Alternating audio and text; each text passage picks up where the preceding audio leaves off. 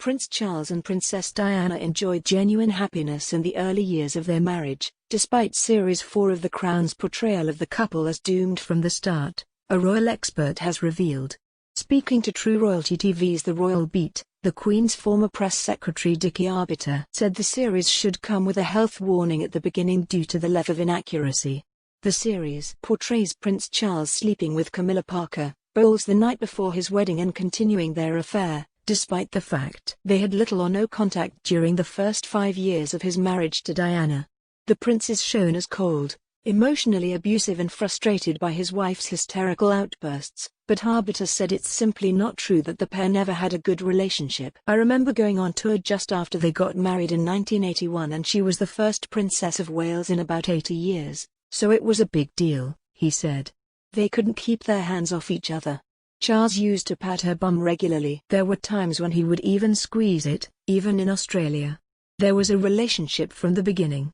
There was genuine love and happiness there.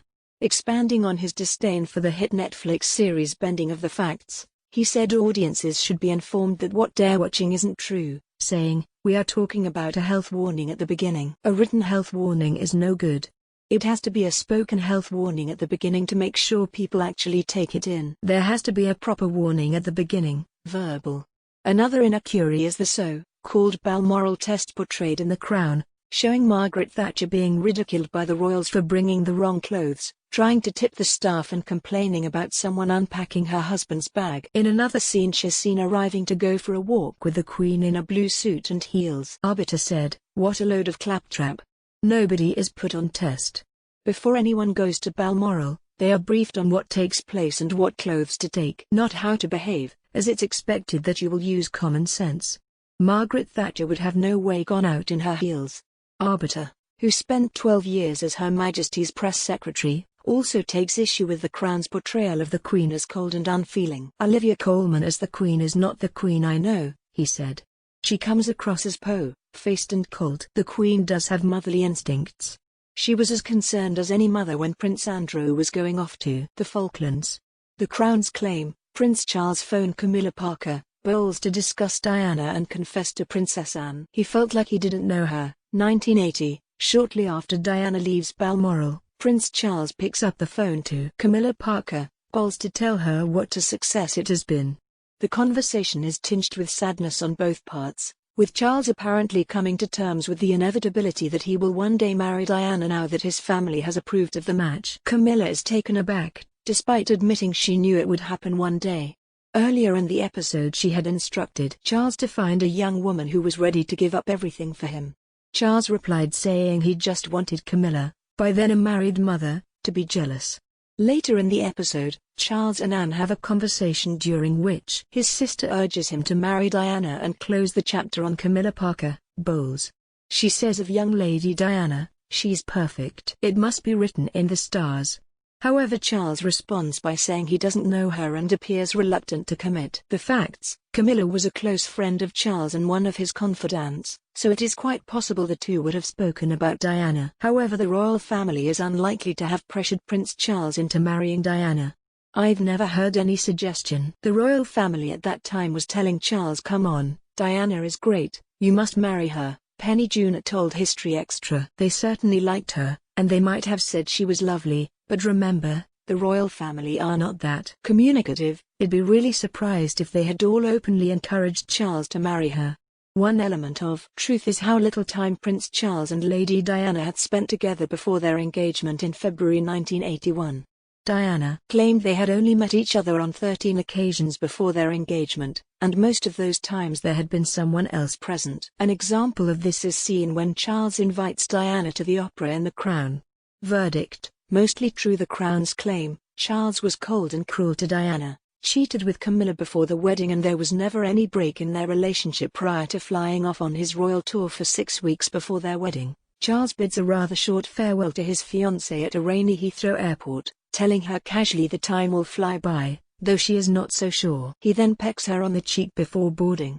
Diana later calls her friends in anguish, telling them she hasn't heard from him in 3 weeks. After receiving a card from Camilla Parker Bowles, the two women meet for lunch at Ménage à Trois at the Wolseley. It's an awkward encounter, with Camilla showing off how much she knows about the Prince of Wales' character and quirks, such as the fact he doesn't eat lunch or garlic, has a soft-boiled egg with everything and loves the color green, all of which Diana has no idea about. Camilla reveals she and the prince call each other Fred and Gladys.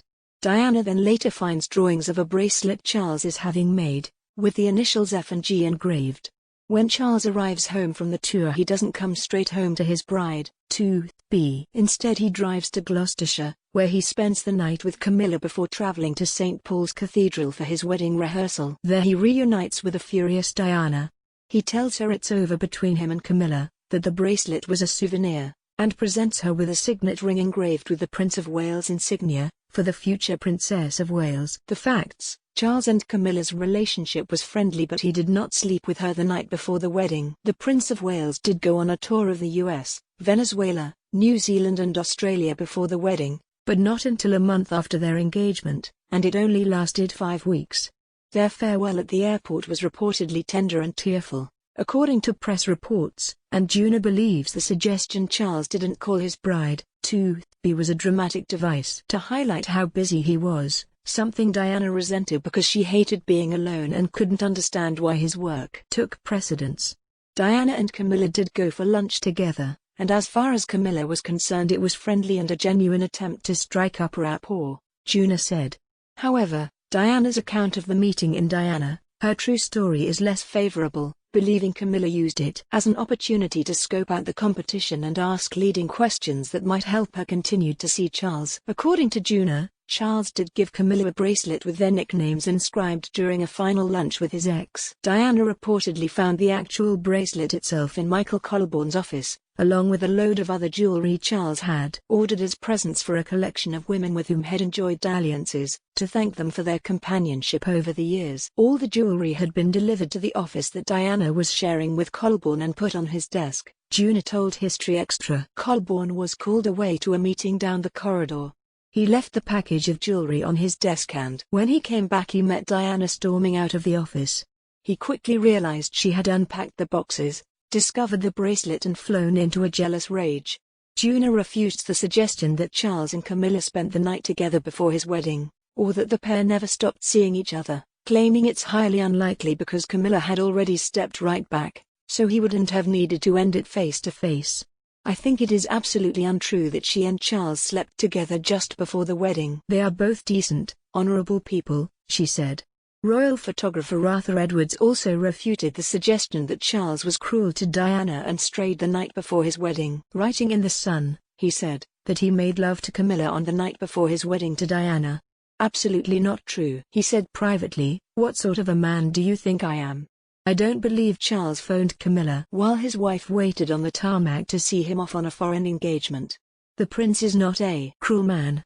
Verdict: mostly false. The Crown's claims: Prince Charles verbally abused a heavily pregnant Diana and called her pathetic before complaining about her to the Queen. When the Queen comes to Highgrove to visit, Prince Charles is seen banging on the door of Princess Diana's bedroom. He shouts at her, "Might I remind you she is not just your mother-in-law, but also the Queen of this country." Inside, a pregnant Princess Diana could be seen laying on her bed while watching television, and turns the volume up on the screen as Prince Charles shouts through the door that she is pathetic.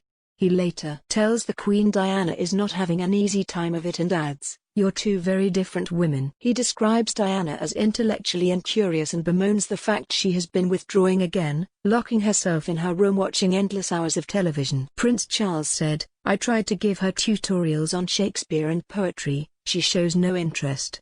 Just talks endlessly about missing London." The Queen tells him to worry less about his own happiness and more about the well-being of the mother of your future child. The facts: the couple had difficulties, but it's unlikely Charles turned to the Queen. Diana's first pregnancy was a challenging time for the couple and the expectant mother was deeply unhappy. In Andrew Morton's 1992 biography, the princess said, "I had told Charles the first felt so desperate and I was crying my eyes out. He said I was crying wolf. I'm not going to listen," he said. "You are always doing this to me. I'm going riding now." Penny June wrote, apart from being in charge of decorating Highgrove and later their apartment at Kensington Palace, there wasn't much left for Diana to do to feel part of it all. Yet it seems highly unlikely that Charles confided in his mother that Princess Diana was so unhappy. As Juna writes in her biography of Camilla Parker Bowles, not even after the Queen found Diana at the bottom of the stairs after her fall, mercifully unharmed, did he take the opportunity to confide in his mother. Meanwhile, Bedell Smith, in her biography of the prince, said the Queen would not interfere with her children's marriages, writing, "The Queen's natural reticence and sense of propriety prevented her from intervening to correct Diana, much less to ask her, or Charles for that matter, about the princess's upset." The verdict, mostly false. The Crown's claims, Prince Charles regularly called Camilla during the early years of his marriage to Diana while enjoying lunch with the Queen. Prince Charles speaks with her about his relationship with Camilla. The Queen challenges Prince Charles on his choice of Gloucester because his home is only a 15-minute drive from Camilla. He insists he just hunts with Camilla and talk on the telephone, when I need cheering up. The facts: Prince Charles had almost no contact with Camilla at all for the first 5 years, with the resumption of contact believed to have been in 1986. Verdict, false. The Crown's claim, Charles was angry about Diana bringing baby William on tour, and she threw a tantrum about their plans being changed when the couple depart for Australia. Charles appears scornful of the fact they're accompanied by their young son, who cries all the way onto the plane. Once on board, he tells Diana their plans have changed, meaning they'll be separated from William for 2 weeks, which doesn't go down well. The princess throws a tantrum and looks decidedly miserable until she eventually gets her way and is reunited with William, which requires them to fly to the other side of the country. The facts: William did not disrupt their tour schedule and Charles enjoyed spending time with his son. While it was a novel idea for the Waleses to bring their son on tour because Diana didn't want to be separated from him, the tour schedule did not change as a result. Australia's outgoing Prime Minister Malcolm Fraser arranged for the family to stay at a sheep farm in Woomagama, close to Albury Airport, meaning the couple could return to their son every night. The fact they brought William with them went down well with the Australians. Jane Connors, author of Royal Visits to Australia, said, "Bringing William was what made it really different. There was a huge amount made of Diana being a breath of fresh air and so modern. It was enormous." Charles also spoke of enjoying the time with William, who was then 9 months old. Verdict, false. The Crown's claim, Charles is still infatuated with Camilla and brands Diana pathetic. Throughout the early days of the tour there is obvious tension between Charles and Diana. During a visit to Ayers Rock, a photographer asks them to get closer, at which point Charles simply places a hand on his wife's shoulder. The couple then climb the landmark, but Diana struggles with the heat and calls out to her husband, complaining she feels dizzy. Charles is unsympathetic, telling his wife, "Can't you pull yourself together?" He's then seen on a phone call to Camilla Parker Bowles complaining about how pathetic she is, moaning, "It's so critical we get this tour absolutely right, and yet she's so weak and fragile. One can't rely on her for the simplest thing, letting the side down wherever she goes. How do I get through the next 6 weeks without you?" Camilla tells him to ring her every day and massages his ego, to which Charles replies, "God, I miss you, my darling, your adulthood. If Diana had an ounce of the strength of character that you seem to display at every turn, then perhaps we could rescue it." The facts: Diana fared well on the tour and Charles and Camilla were purely platonic at this point. When Charles and Diana appeared distant early on, royal press officers assured the Australian media it was due to jet lag and adapting to the heat. In truth, the tour was a difficult time for Diana, who battled with postpartum depression after William was born, and was still struggling with her eating disorder. She did find the Ayers Rock climb hard, however that was down to her outfit, an elegant white dress and flats, more than fatigue. According to local media, she fared well in general in the first few days of the trip, with the Morning Herald declaring, "She might be made of tougher stuff than many think." At this point in time, Charles and Camilla have insisted they were merely friends and remained platonic until the Waleses' marriage had irrevocably broken down. David Dimbleby's 1997 biography backs up the claim, stating there was virtually no contact between Charles and Camilla between 1981 and 1986, although they did continue to mix in the same social circles. Verdict, false. The Crown's claim, Prince Charles proposed to Camilla over the phone as his marriage to Diana fell apart. In the series, the Prince of Wales can be seen speaking to Camilla on the phone and saying, "In the moment the avalanche was bearing down on me, and in that ghastly moment I thought for sure I was going to die, I had a realization. My marriage, this whole thing, the whole charade is just madness. I only want to be with you. Fully, completely, as my wife. The facts. Royal biographer Penny Junor contests the idea that Charles would have suggested Camilla be his wife. Penny Junor claimed that Prince Charles and Diana's marriage was very broken and they were leading largely separate lives at the time of the avalanche, but that she doubts he would have suggested Camilla be his wife. I don't think he thought he could marry Camilla, even if had been divorced from Diana, she said, speaking to History Extra. Camilla was still married to someone else. It would be pretty unheard of for the future Supreme Governor of the Church of England to marry a divorcee as a divorced man himself. He may have wanted to spend the rest of his life with Camilla, but I'd be very surprised if he said, "I want to marry you and do this properly." Verdict: probably false. The Crown's claim, Charles and Camilla were frequently meeting at Highgrove by 1988. Throughout the episode, Prince Charles can be seen on the phone to Camilla or sitting beside her, discussing his feelings. In one scene, when they're side by side in a car, he asks Camilla whether she has feelings for her husband Prince Andrew. In another, following his discussion with his mother, the Queen, about his marriage with Diana, Prince Charles visits Camilla and tells her of his plans to get protection officers to inform him if they catch Diana messing around. The facts. According to royal historians, they were meeting each other again by around 1986. Series 4 of The Crown implies that Prince Charles and Camilla were in touch throughout his marriage to Princess Diana, but according to royal historians, Charles and Camilla were seeing each other again by 1986. It was just a very tragic mismatch. I really do not think that Charles used Diana or intended to use Diana, but once he was inside, that marriage life was utterly unbearable for both of them, said Penny Junor, speaking to History Extra. Meanwhile, in a documentary last week, Paul Burrell claimed he knew Charles was having an affair while staying away from Diana. Verdict: true. The Crown's claims, Prince Charles was verbally abusive to Diana about her solo trip to New York in 1989. During the episode, Diana and Prince Charles can be seen arguing about her solo trip to New York, with the Prince of Wales telling her, "Every time we do talk it ends in an argument. I say silence is preferable." He calls her plans to travel to New York alone an ugly piece of self-advancement. Prince Charles slams her as barely in a fit state psychologically to see the hairdresser, let alone represent the Crown. Later, they come together for a meeting alongside their advisors, with Prince Charles' team telling Diana the schedule appeared challenging, with several appointments each day. And when her team attempt to assure that she is an exemplar of health, Charles' team point to her mental health. They go on to criticize whether she will be able to cope with what is required of her, as well as being away from her children for an extended period. The late princess was left petrified of traveling, and breaks down over her fears about the failure of a trip, saying, "I'm in hell. He hates me and just wants me to fail. He tells everyone I'm mad. They treat me like I'm mad. And I'm starting to feel mad. Why did I agree to this trip? I'm going to fall flat on my face."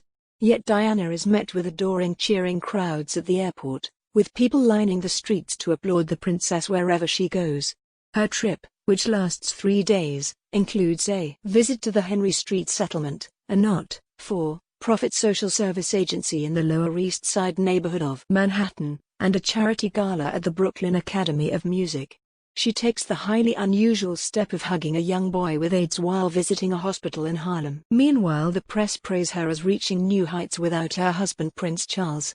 When they are united after her trip, Prince Charles tells her that her capacity for self-delusion never ceases to amaze me. He continues, "We are all glad you are back where you belong without too much damage being done." He tells her she is selfish and she spent the trip grandstanding. Prince Charles goes on to bellow at Princess Diana that he cares about Camilla and accuses her of hurting her, saying, "If you hurt her, you hurt me. Camilla is who I want. That is who I want. That is who my priority is." After shouting into the royal's face, Prince Charles tells her, "If you have a complaint about this marriage, I suggest you take it up with the people who arranged it." The facts: Princess Diana went on a hugely successful solo trip to New York, but Prince Charles' reaction is unknown. In 1989, Princess Diana embarked on her first solo trip, traveling to New York for several days. A 3-day stay saw the princess combine glamour with her humanitarian ambitions, as she visited the opera in Brooklyn, the Henry Street settlement on the Lower East Side, and a children's HIV unit in Harlem. With her marriage likely already in trouble, Princess Diana seemed to lap up the attention afforded her during a high society night at the Brooklyn Academy of Music, where she attended a Welsh National Opera Gala production of Falstaff. The evening was a charity gala held entirely in her honor, which drew a black-tie crowd of 860 guests, among them scores of high-flying New Yorkers. Diana wore that famous champagne-colored dress with gold beading by Victor Edelstein, one of her favorite designers. The princess sat in the royal box, which the New York Times wrote at the time was bedecked with swags of purple and red satin and greenery. During the same visit, the royal made a high-profile appearance at the Pediatric AIDS Unit at Harlem Hospital, and then at the Henry Street settlement on the Lower East Side. Surrounded by security, the princess wore a pink and black suit by Catherine Walker. Shortly after the visit, she jetted back home to the UK. The trip was widely regarded as a roaring success, although it is unknown whether the royal couple argued about it. Penny Junor said, "It was a very successful trip from her point of view. She did what she did best, which was being the caring, compassionate princess. However, it is unknown if Prince Charles would have reacted in such a way portrayed in the show, and royal experts have refuted claims that the royal would ever have spoken in such an aggressive way to his wife." According to Junor, Charles did become increasingly frustrated by what he saw as Diana being in competition with him. Verdict: mostly false.